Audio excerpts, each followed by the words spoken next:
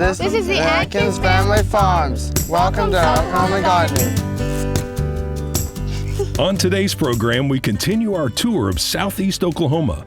Host Casey Hentges visits with some 4-H members who are also family members of Atkins Family Farm in Byers, Oklahoma.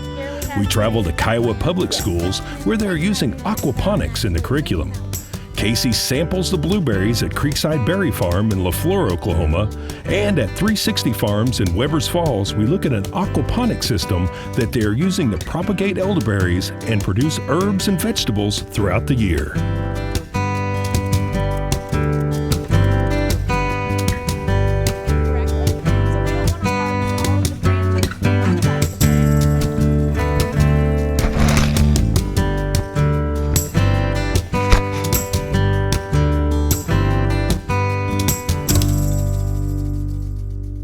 Oklahoma Gardening is a production of the Oklahoma Cooperative Extension Service as part of the land grant mission of the Division of Agricultural Sciences and Natural Resources at Oklahoma State University, dedicated to improving the quality of life of the citizens of Oklahoma through research-based information.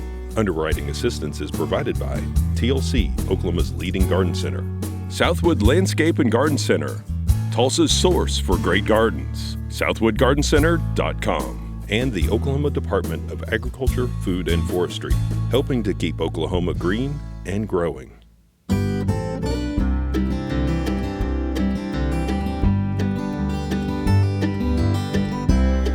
We are here outside of Byers, Oklahoma at the Atkins Family Farm to talk to a few kids that have been hard at work in the garden here. And joining me is first Casey Atkins. And Casey, it looks like we've got quite a crop of different vegetables. Can you kind of tell me what we have here in front of us and what you have to do to maintain them?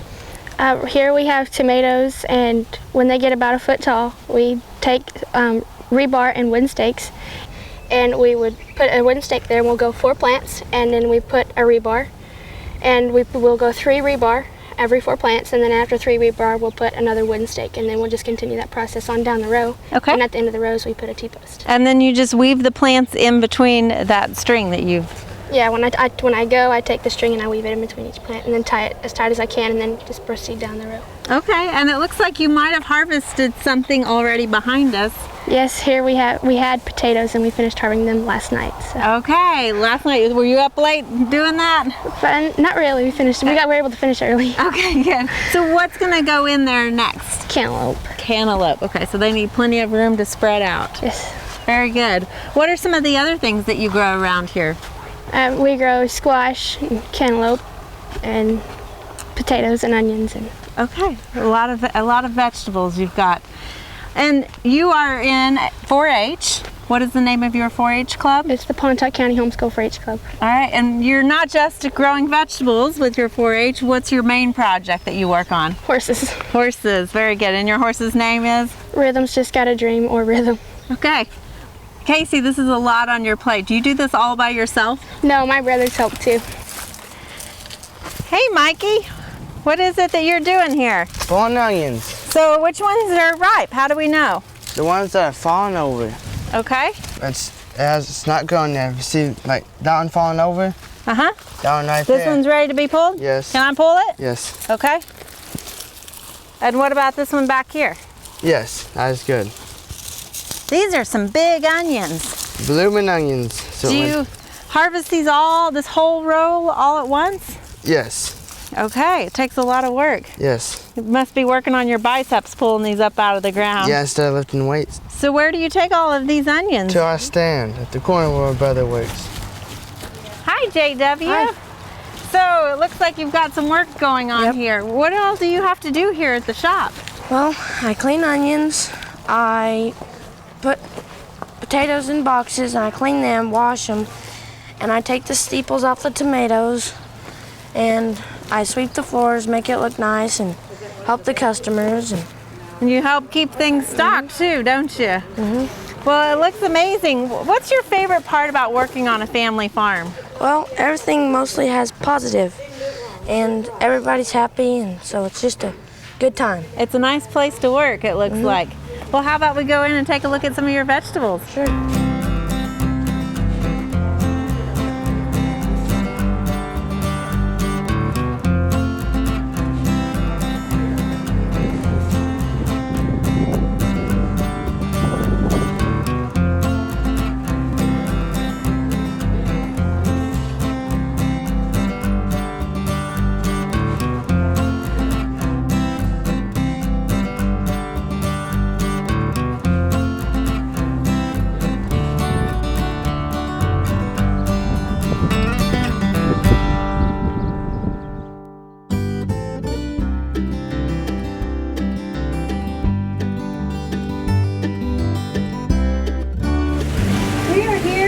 Kiowa FFA greenhouse, and we're speaking with Denise House, who is the elementary science teacher. You teach 3rd through 8th grade, and then you also teach high school horticulture class as well. Yes. So we're in front of an interesting garden here. This isn't your regular garden. This is actually an aquaponic system, and this is what brought us here today. So can you tell us how long you've had this system? We've had this system about 2.5, 3 years.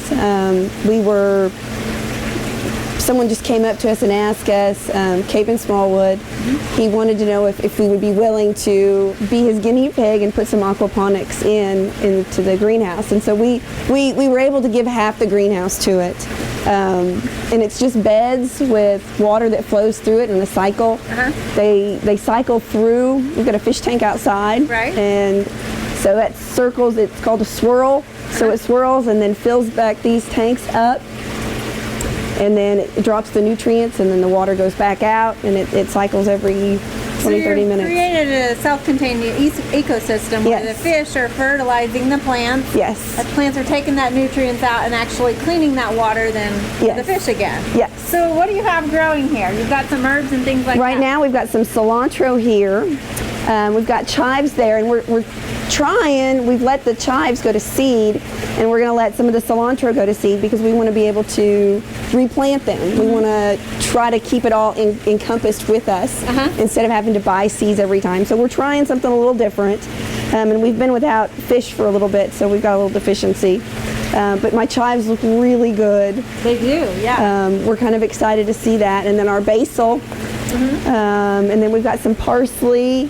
We've got some empty beds because we're fixing to start planting some tomatoes and maybe some squash. I'm not sure what all the kids are going to decide to plant. It's really, an educational project. And I want their input, and so last year we tried to grow stuff to make salsa.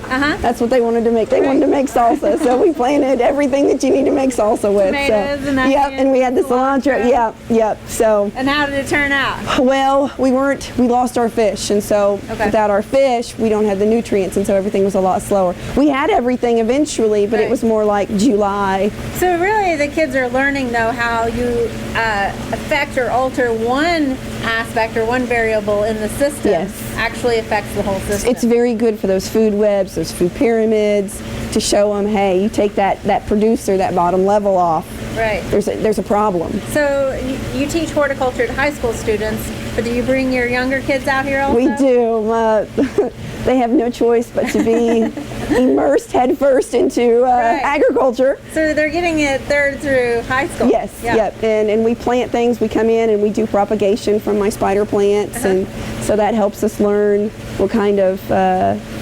reproduction, asexual or sexual reproduction, and we start seeds, and anyway, we do lots of stuff out here. So what do you do with all of your herbs and things like that when you harvest? Does it go into the community, or do the students take it home, or make salsa with it?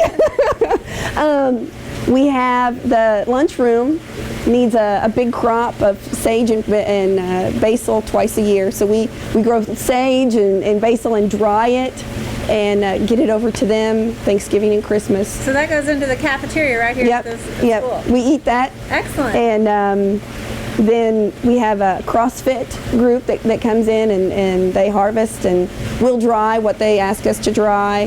We've got oregano, and so we've dried some of that. Now we grew lemon balm. That was a new thing that we added last year, and it was about to take over an entire bed. And so we had to figure out what we were going to do, because that's just too much lemon balm. So we cut it, and the kids got online and they found some recipes for lemon balm lemonade and muffins. So we made lemon balm lemonade and muffins, and they were really good. But they get to, I think it's important that they taste what we're growing. Right. That this isn't just an hour of goof off. Right. It's hands-on, kind of the motto. Have you found that they're getting more excited when they're actually getting to reap those rewards? They are. It's food to table right there. Exactly. So it was pretty neat, kind of the light bulb kind of moment. So it's pretty neat. And what is this material that you're growing in, actually? This is actually clay, Okay. which we grow quite well here in Oklahoma, and it's just cooked. It's hardened, so it's just it's a medium that we grow in. I wish really easy to weed. I wish my garden was this easy to weed. You still got to weed it though. Yeah, you still have to weed it. So even though you don't see water, it is wet right in there. You So dig the down roots in there. Yeah, so the roots are getting. Yeah, and now we've got earthworms. We've stuck earthworms in here, so that's another part of the ecosystem. So we've got all sorts of good stuff. Excellent. Thank you so much for joining us, Denise. Thank you for coming and visiting our greenhouse. We love the company and we love to share what we have here. Perfect.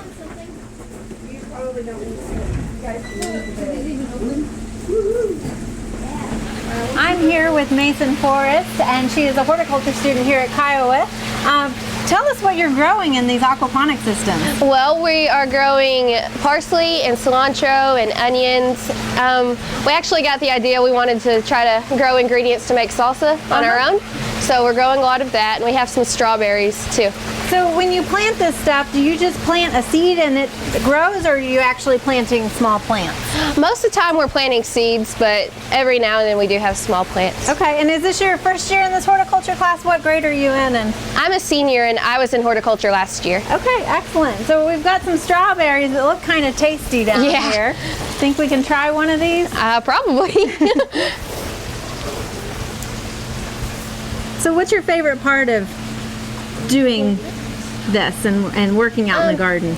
I really like doing more hands-on stuff. We're not, learning out of a book. We're actually learning by doing it.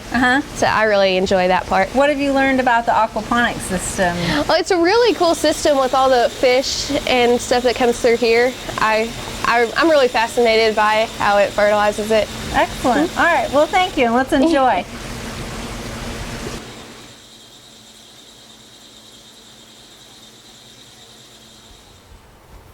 We're now outside of the greenhouses here at Kiowa, and joining me is Jaden Wills, who was a student here. You just graduated recently last year. Yes. And when you were here, you got to take care of this aquaponics program and a lot of the fish that is in the tank behind us. What did you do to manage the fish here? Well, I fed the fish and I monitored pH levels and filled up the water when it got low. So how often did you have to check on those fish? Every day or two. Yeah, every couple of days I had to come up and check on it, make sure everything was going good. And so what did the fish do to the system inside? How do they affect each other?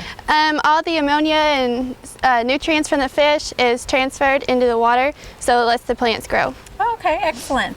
And so when you were here, you also applied for some proficiency awards with an FFA. Can you tell us what you got and what you received through that? Yes, I received 2 proficiency awards in diversified horticulture and emerging ag technologies. Excellent. So did that help you go on to college at all? Yes, I got scholarships out of that, so that helped a lot.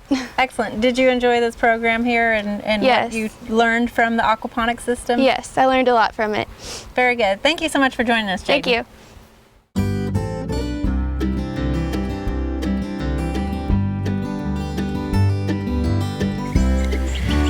We are here at Creekside Berry Farm outside of LaFleur, Oklahoma, and joining me is Sam Engel, and it's just beautiful what you have here, your blueberry bushes. Thank you. Can you kind of talk about the different varieties that you have and the fruit that comes off of them? Okay, I have 6 varieties at least. About the only difference is the texture of the berry, and some of them are more juicy than the others. Yeah, it's been fun trying to taste the different ones. Yeah. One of mine was over there on the other row. What was the variety that was? That's an Ozark Blue. Ozark Blue, but you had a little bit of problems with the actual consistency of the growth on that one. Yeah, the plants are not consistent in their growth.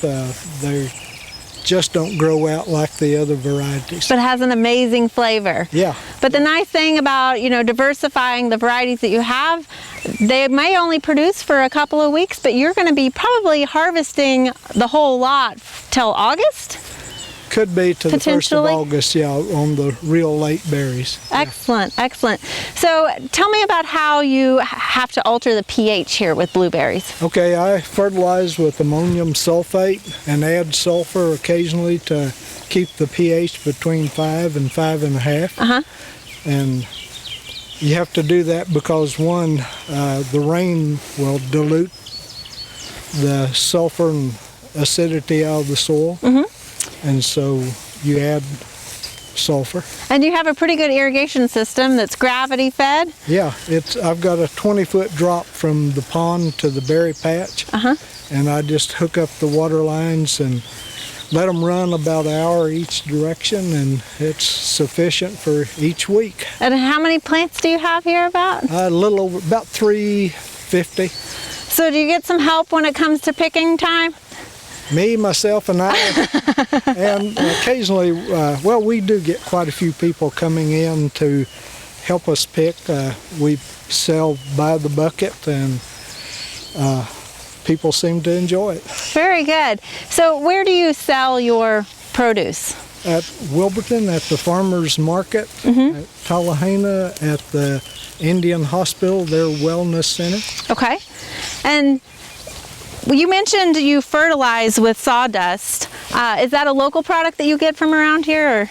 I get it from a sawmill north of Tallahena. They only cut hardwoods, and so that seems to work better. Okay. You don't have to wait on pine to decompose further. Right. And it's pretty neat that a local byproduct here is being used in your garden. Yeah. And you have quite it's cheap. It's good that way. And you also have quite a vegetable garden over there that we're going to take a look at a little bit.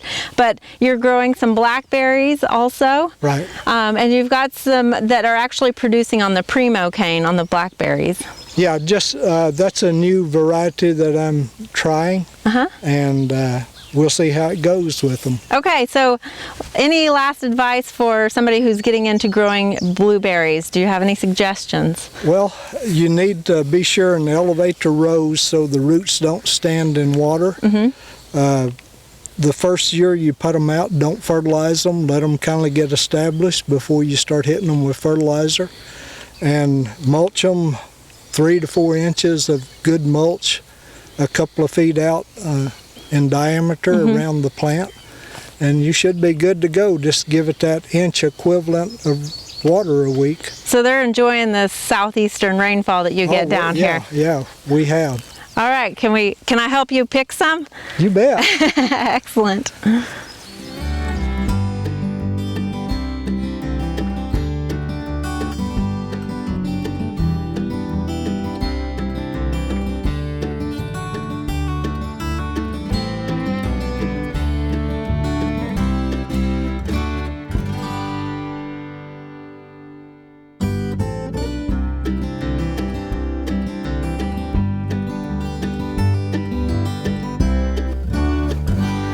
Brent Matting. He is the owner of 360 Farms. And Brent, your farm is cited as an agritourism place. Can you kind of tell us about 360 Farms? Well, I sure can. 360 Farms came about when my life became full circle. I grew up here and we were actually looking for something to do, and elderberries kind of fell in my lap. It was kind of a no-brainer for me after a little bit of research. And elderberry is a native plant that grows around here. Yes, it is. There's a lot of exciting things going on with elderberries. There's been a lot of research done out of state, and they've actually found that some of the absolute best varieties of native elderberries originate right here in eastern Oklahoma. So why not take advantage of that? Absolutely. Now you don't just grow elderberries, you grow some other things as well. That's right. Elderberries is our main crop, but we actually some years ago decided to start producing our own products here at the farm, and in turn we use an aquaponics greenhouse to seasonally grow herbs that go into a lot of our different products. Aquaponics is one of those things that our middle child, our oldest son, was doing simply because he needed to start eating healthier. Okay, and he's up in the greenhouse, I'm going to go meet with him and talk more about the aquaponic system. Thank you. Sounds good.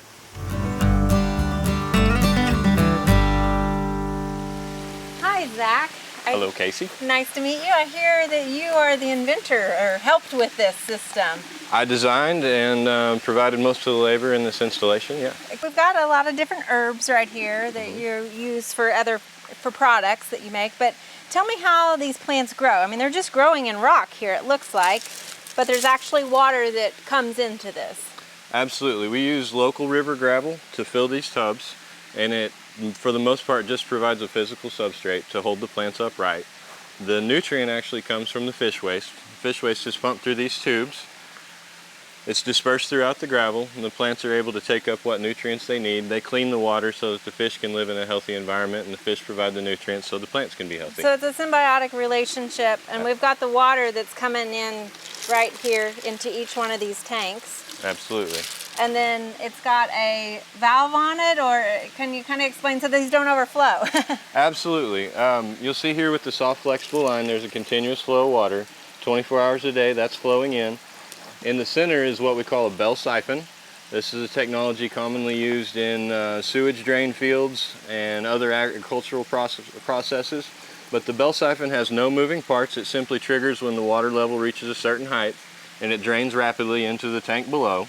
So with no moving parts, we're able to provide continuous flowing water and a variable water height so that the roots aren't constantly submerged, but they do stay wet and are able to provide the nutrients that's in the water. And because of that, you actually have the red wiggler worms in here, so you've got some vermicomposting going on too.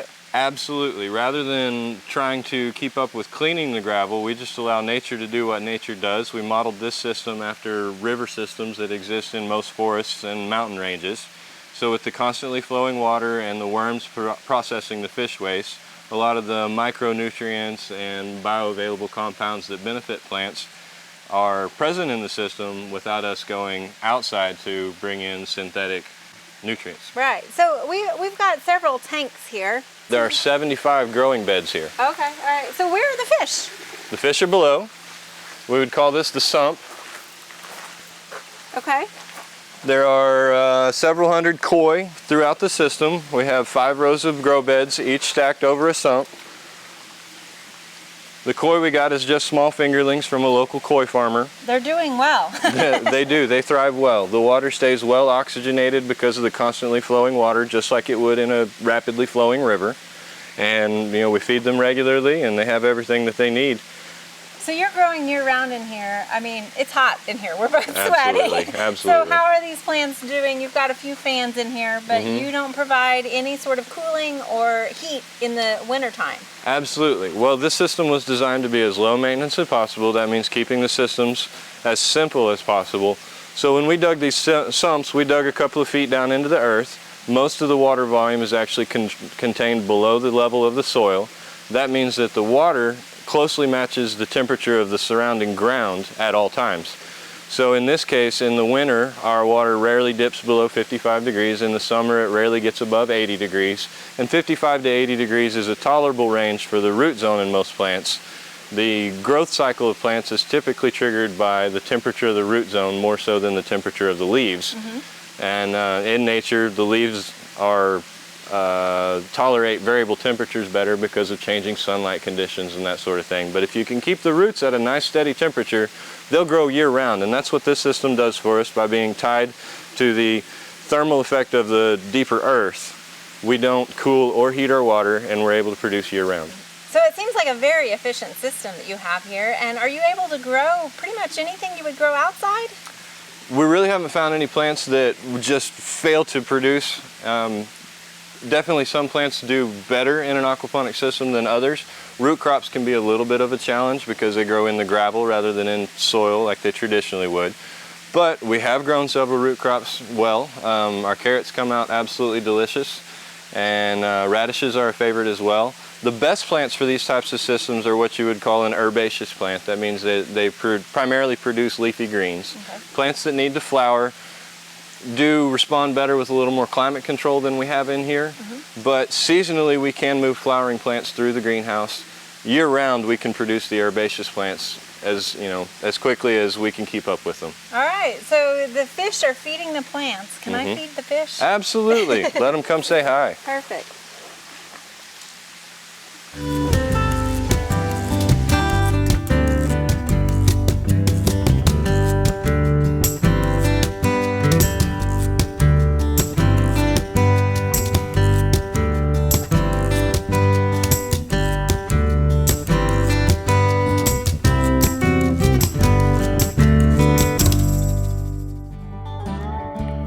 lots of great horticultural events this time of year. Be sure and consider these activities when you're making your plans for the weeks ahead.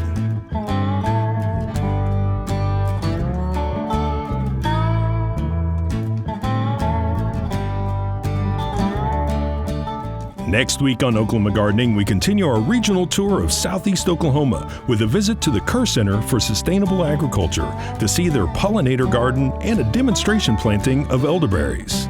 We stop in at Eastern Oklahoma College where they're installing a new laboratory to teach aquaponics. And back home, Barbara Brown has a strawberry salsa. It's time for a summer road trip, so join us next week for more TV You'll Grow to Love. To find out more information about show topics, as well as recipes, videos, articles, fact sheets, and other resources, including a directory of local extension offices, be sure and visit our website, oklahomagardening.okstate.edu. And we always have great information, answers to questions, photos, and gardening discussions on your favorite social media as well. Join in on Facebook, Twitter, and Instagram. You can find this entire show and other recent shows, as well as individual segments on our Oklahoma Gardening YouTube channel. And tune in to our OK Gardening Classics YouTube channel to watch segments from previous hosts. Oklahoma Gardening is produced by the Oklahoma Cooperative Extension Service as part of the Division of Agricultural Sciences and Natural Resources at Oklahoma State University. The Botanic Garden at OSU is home to our studio gardens, and we encourage you to come visit this beautiful Stillwater jewel. We wish to thank our generous underwriters, TLC Garden Centers, Southwood Landscape and Garden Center, and the Oklahoma Department of Agriculture, Food, and Forestry. Additional support is provided by Pond Pro Shops, Greenleaf Nursery and the Garden Debut Plants, and the Oklahoma Horticultural Society.